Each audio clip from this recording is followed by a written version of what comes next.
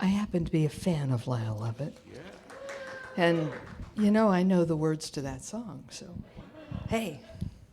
Thank you for choosing to be with us today. Thank you for participating in this spiritual community. I appreciate you joining us, however it is you are, those folks out here in Zoom land or YouTube or watching later or whatever. Thank you for being here. Thank you for partaking in this collective spiritual practice. So today I'm going to continue our stroll through the first 4 chapters of the Science of Mind text. This section, this little bitty section of the book in the front, serves as an introduction to the philosophy, but also a synopsis. So if you had to, if you could only take a little bit of it with you to a desert island, this is the part to take, because it's got the core of it. It's got the core of the teachings. And it also points to, but is not blatant about, the primary spiritual practices. So last week, I was talking about how we have an experience of the divine nature and how we realize that, how we recognize it, how we own it, how it becomes part of us. Holmes says, the only divine we know is the one we can experience. And if you think about it, you know that's true, because if we can't experience it, it's just a thing. It doesn't have any meaning or impact or importance to us. His exact quote on page 343 is, the only God a human knows is the God of their own inner life. They can know no other. So we're taking this God that's out there, which is what most traditions, religious traditions teach, and we're saying, no, it's out there, but it's actually in here too. And that's an important distinction that we make. Because it's not somebody who's bigger and brighter and more cool than us, and we're worms of the dust. It's not that. We are part of that divine nature. We actually have to own it, because the world will tell us that that's not so. So it's kind of a puzzle, right? How do we have a comprehension of the ineffable, this thing that is beyond language, beyond understanding, beyond words? And the answer to that question is not happy-making if your brain is entirely logical. Because if your brain is logical, then everything has to be tangible. But if you think about the laws of the universe according to the world, can you see gravity? No. Does gravity happen? Oh, yeah. Can you see God, the divine? No. Can you see evidence thereof? Oh, yeah. It's around us all the time. It's in us, it's through us, it's in everything. And so it's no different, this laws of gravity, laws of nature, laws of physics, and laws of the presence. And we get to translate that invisible into the world of form, into the visible, into this experience that we have when we're walking around. And so the challenge for us as spiritual beings having a human experience is to figure out how to do that the most beneficial way for us and for all of the people that we interact with. And that's really that fertile ground that every one of us walks on every single day. And so the question is, how do we do that? Really, how do we do that? And that's where spiritual practices come from. So we've got this awareness of the divine nature that I talked about last week. And today we start getting a little bit more into some nitty-gritty of the doingness of it. So how do we get an expanded sense of this divine nature? Well, the obvious answer is meditation. which I talked about last week, and which we talked about Monday night in the basics practice. The other thing I want to remind you of, Emma Curtis Hopkins, one of the founders of the teaching, not our teaching particularly, but Emma was a teacher of teachers. She sat in her chair very properly with gloves and a hat. And she gave 12 lessons. That's what she did. If you went to see Emma, she talked, and you didn't ask questions because it wasn't her nature to answer them. But it was her nature to say, hey, look up. Look up and see. And she says it 100 ways, maybe 1,000. Every single one of us, it's our job to move from our looking down and feeling pitiful to ourselves to looking up and seeing the divinity in everything. And she goes even further and she says, look up with your spiritual eyes. Look up with your mystical eyes. Look up with your internal eye. So here we are in this world of rational thinking and logical maneuvering. And we're asked to experience this other part of ourselves, which is mystical, which is, I'm not going to use the word irrational because that's not right. It's bigger than that. It's more inclusive and expansive than that.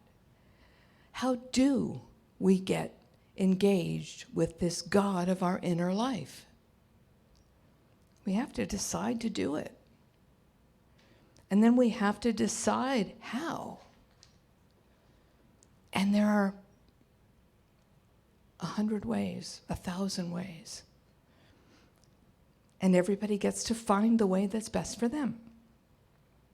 Some of the common ways that we use, contemplative reading, meditation, affirmative prayer, and then this practice, or these practices that I'm going to talk about today, which are listening with our inner ear and seeing with our inner eye and experiencing something that is not obviously tangible.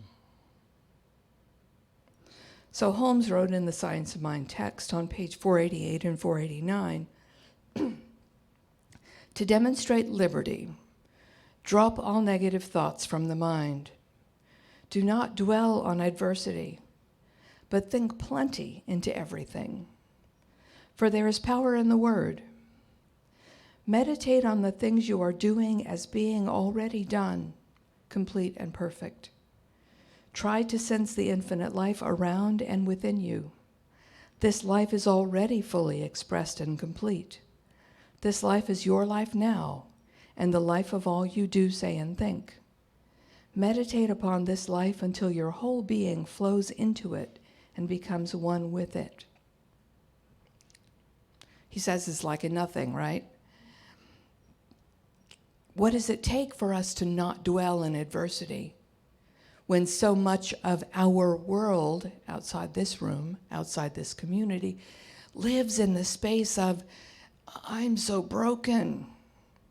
Ain't it awful? How miserable.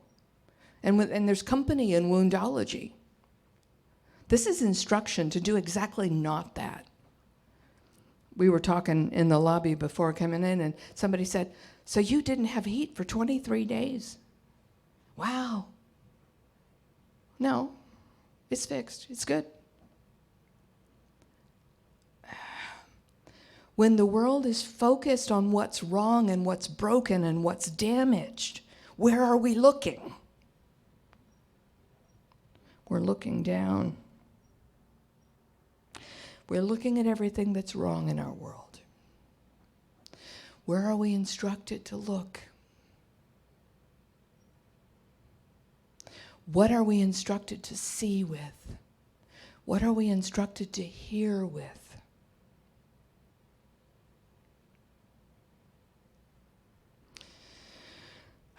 Back to Holmes, 488 and 489. Now you are ready to prove your principle by allowing this life to flow through the thing that you are working on or for. Do not will or try to compel things to happen. Things happen by an immutable law, and you do not need to energize the essence of being. It is already big with power. All you need to do is realize this fact, and let it be done unto you, or unto that which you are working. Let is a very big word, and an important one. You allow reality to manifest in the things you're doing. So here we have instructions. We look up, we see with our spiritual eyes, we hear with our spiritual ears, and we allow Spirit to do the work. We don't make it, we don't shove it, we don't push it. We let it. Easier said than done, right? Because we're used to driving. That's part of common practice. So we've got some challenging work in front of us all the time, because we have this recognition that there's more available to us than we know, but we actually have to access it. We have to allow it in. We have to make ourselves available to it. The last piece of this from Holmes on 489. As the power of your meditation is centered on what you are doing, life flows through that thing, animating it with real power and action, which culminates in the desired result. The Spirit of God is loosed in your work. Where Spirit is, there is liberty. Easy, right? Yeah, no. And if you're really rigid in your thinking about how it has to be done, you're going to try to make it. You're going to try to make it fit your picture in your mind. And what if there are 7 other ways that are better? What if there are 47 ways that are better? We have to make space to allow a bigger reality. Man, that's a tall order. I know it works. Some of you do too. The way Holmes talks about meditation is that it's an open, expanded awareness. And we use it to feel and imagine and embody our way into our future desires. This sounds a lot like visualization, right? You know where you want to go, you're not sure exactly how to get there. This is intangible stuff, right? And yet, it is our most powerful tool. It's among our most powerful tools to get us moving forward in the direction of our dreams, not because we are making it happen, but because we're letting it happen. So what if you're meditating on a quality, peace, health, joy, goodness, abundance? What does the practice of meditating on these divine qualities bring you? It brings you an experience. It brings you the feeling of it. It brings you what it would feel like if that were part of your reality. What happens when you do that? You move it in, you make space and you let it come.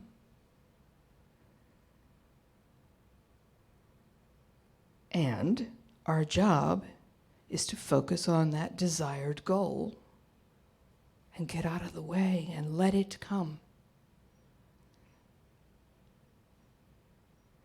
So now I want to move to what I wanted to talk about today, which is how do we get to intuitive knowing?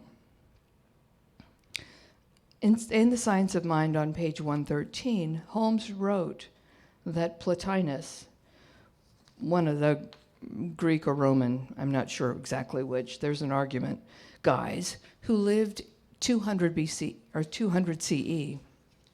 He's considered the founder of Neoplatonism. And he wrote that there are three kinds of knowledge: opinion, science, and intuition or illumination. We all know what opinion is, right? Holmes called it our estimate of reality. I think he might have been generous when he called it that.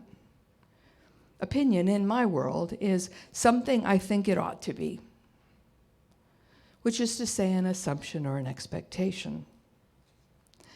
I'm not sure I'd call opinion knowledge, because opinions are, like one a minute. Is it knowledge? No, but we base a lot of our actions on our opinions. So we treat it like it's knowledge. It's an opinion. It may be different in, 45 seconds from now. The second kind of knowledge is science, which according to Holmes is spirit inducing its own laws. We would say that spirit produces or creates according to the laws it sets up.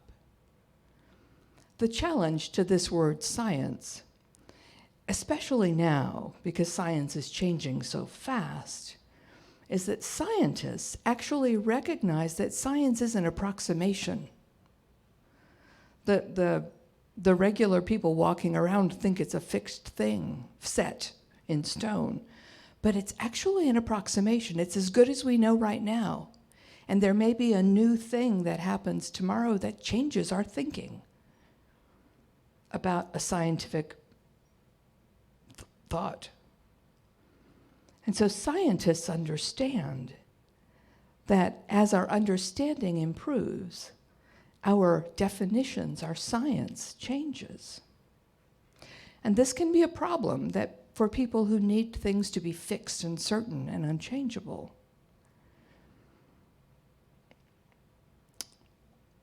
As an example, how many new things, how many new ways of seeing and being have been recognized by that new space telescope, the James Webb? It's at least one a month. It might be a dozen a month. Because every time it looks, it sees something new, or it sees something in a new way. And I don't pretend to understand half of what it's seeing. And of course, I don't do that. I'm not an astronomer. So if you think about that, even that, this machine that we built, we, smart people, built and stuck up into outer space, is able to peer and expand the understanding of the universe in ways that were never even imaginable to our history, to people in our history.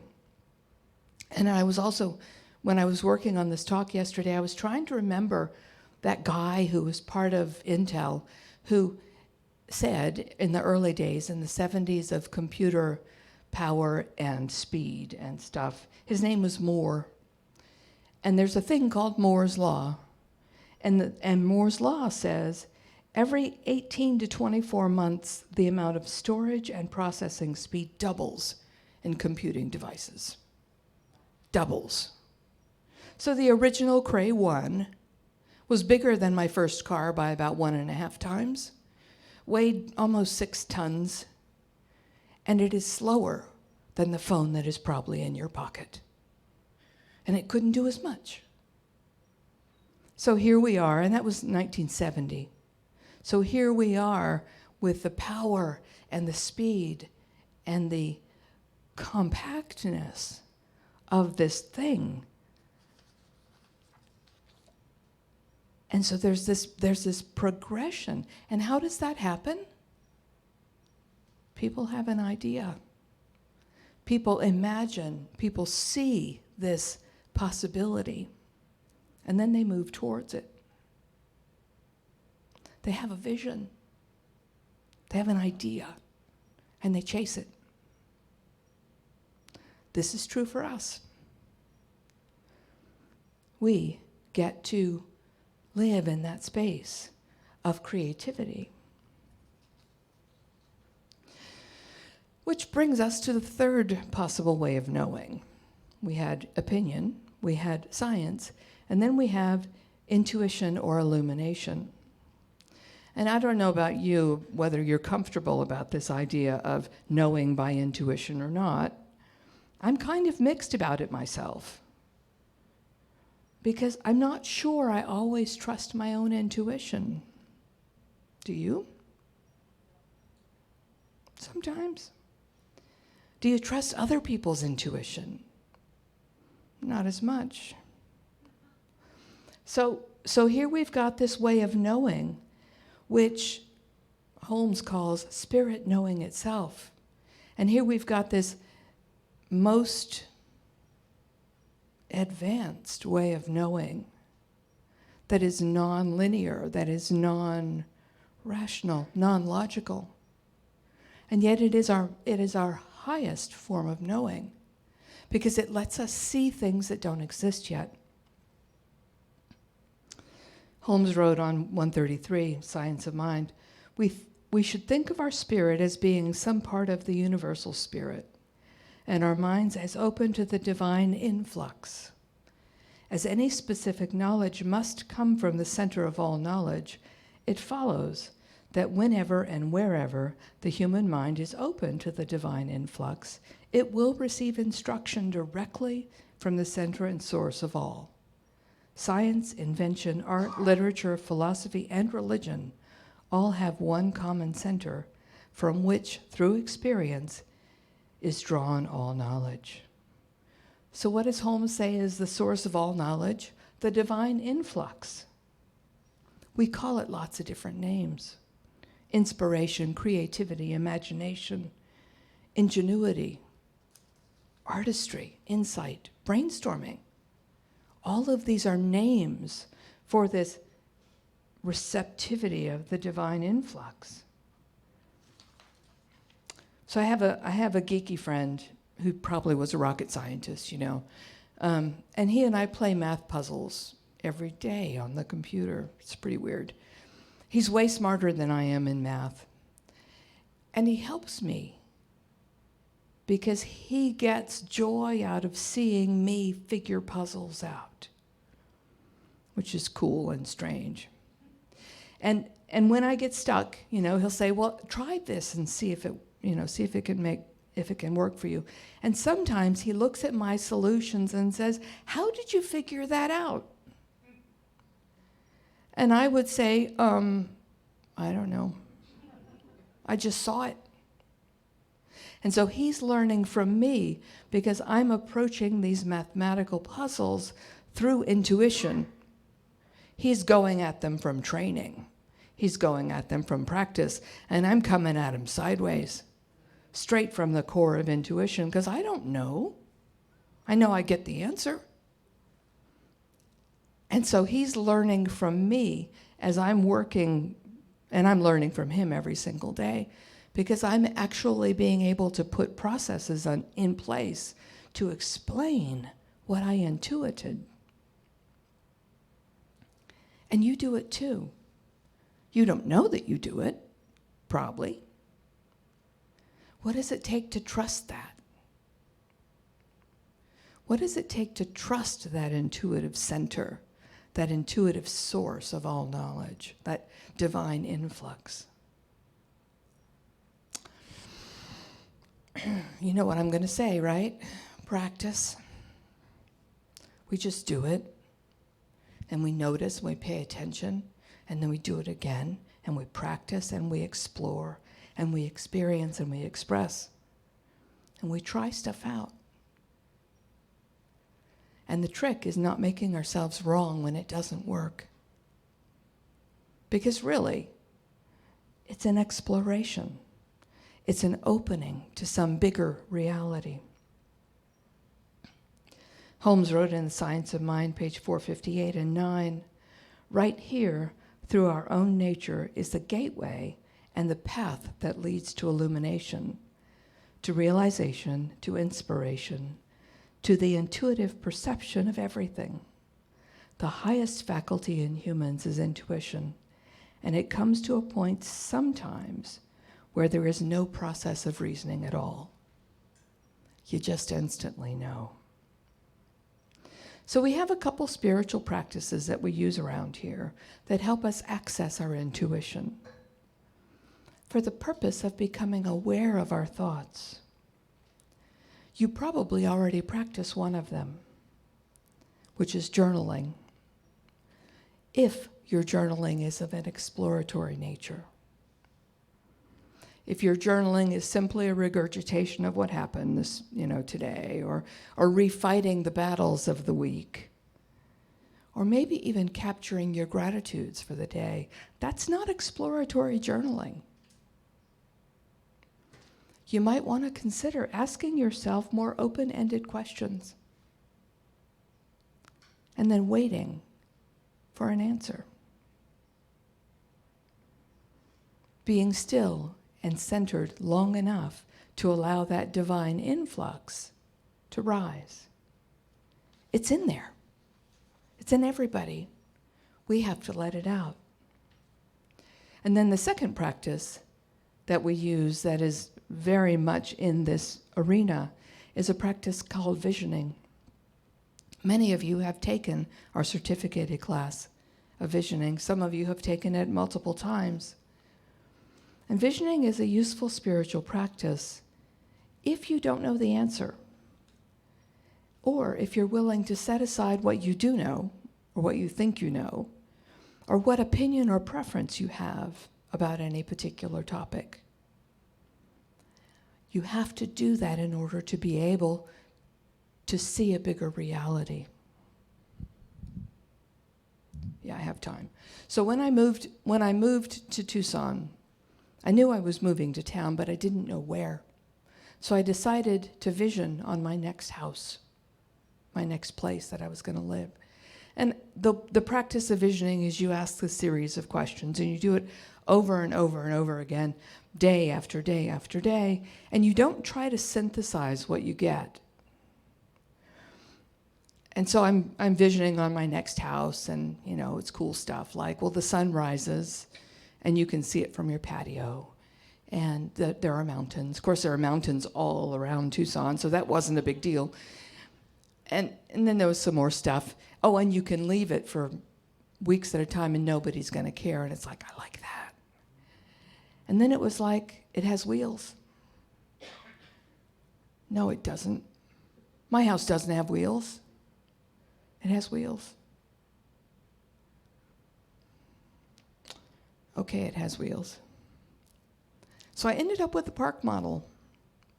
It has wheels. The patio was on the right side. The mountains were all around. I could leave it for weeks at a time. I had no idea I was buying a park model.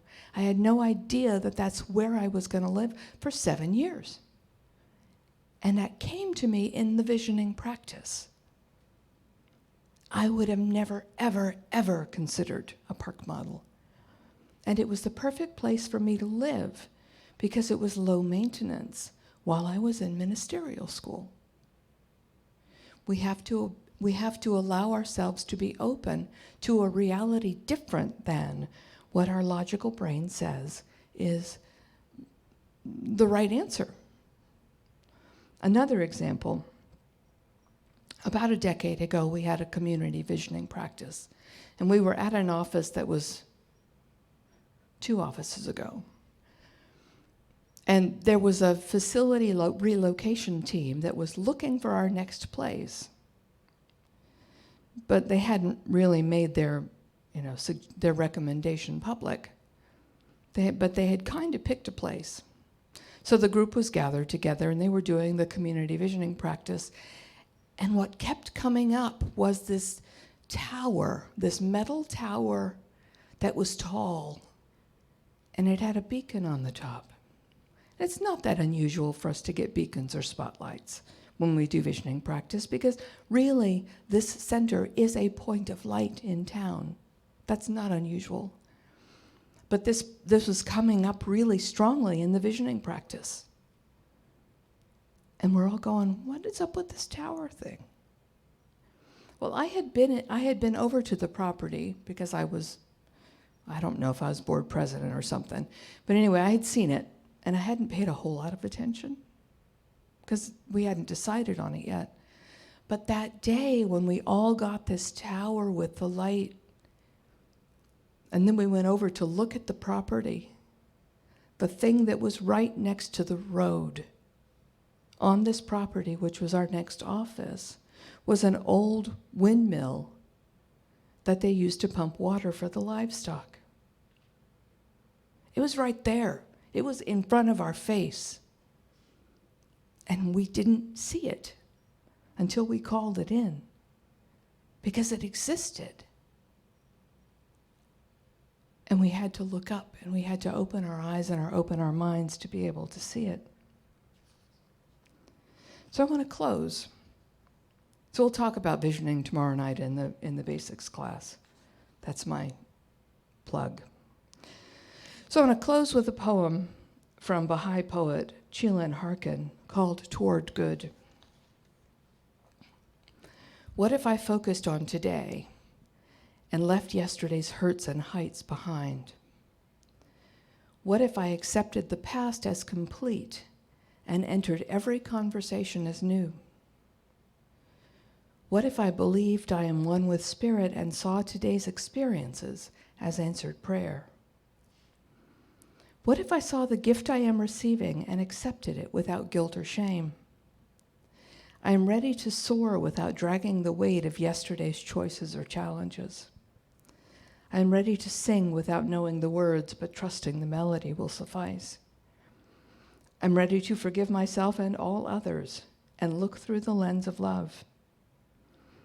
I'm ready to trust there is a power bigger than me in me, moving my life toward good. That's our challenge, to be able to live our life knowing there is a power in us that is bigger than us, and it moves us towards good, capital G, good. That's our challenge. And it is sometimes a bit of a challenge. To the best of your ability, do that. Bless yourself and bless us all. Thank you.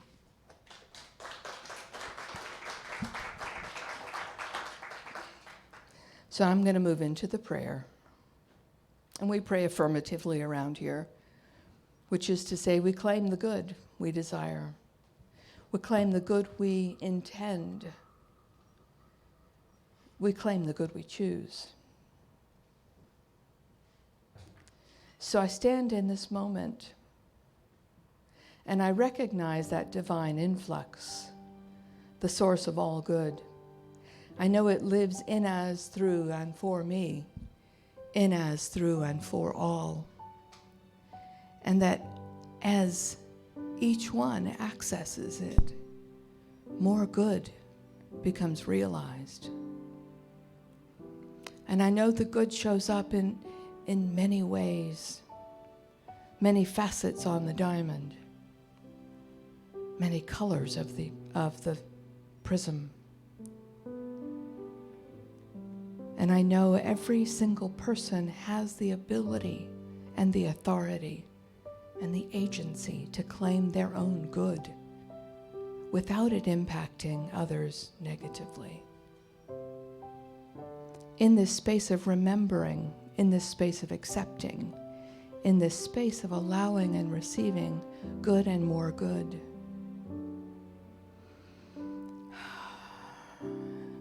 I relax.